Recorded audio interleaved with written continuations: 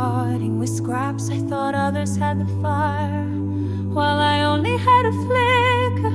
I looked at my hands and saw lack. Not enough wisdom, not enough strength, not enough voice to shift the atmosphere.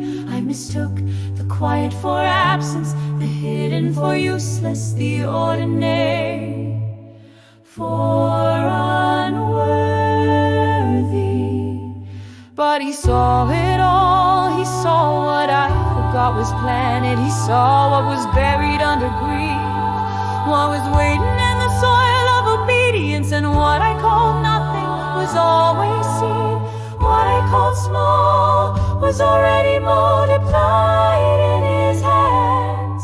I had prayer, not eloquent, not loud but real. I had love, stubborn, clumsy, still present when everything else left. I had hope, though I'd buried it under disappointment. And I had breathed, which was enough to speak, enough to sing, enough to write. Gifts I didn't know how to name, mercy to move without needing stage lights, discernment that whispered when others shouted, compassion that hurt to carry but refused to be extinguished. I thought I was unqualified because I didn't fit the mold, but I was being shaped in rooms without applause, and what I carried could not be faked.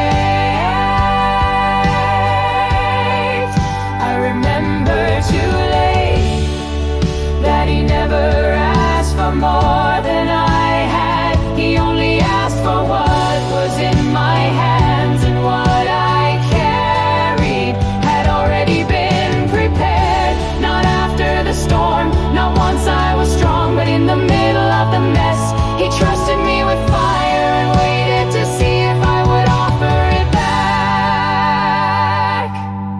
I've wept over offerings I thought were too small, over prayers that didn't sound poetic, over acts of faith no one saw, but heaven never called them small, heaven called them faithful. And now I know that hands surrendered are never empty, even when they shake.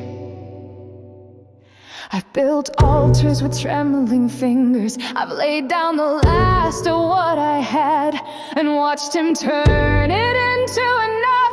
Not flashy, not always fast, but enough.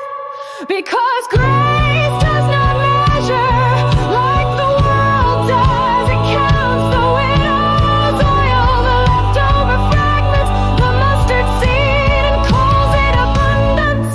Now I bless the things I used to overlook, the voice, the risings despite fear, the hug offered when words fail, the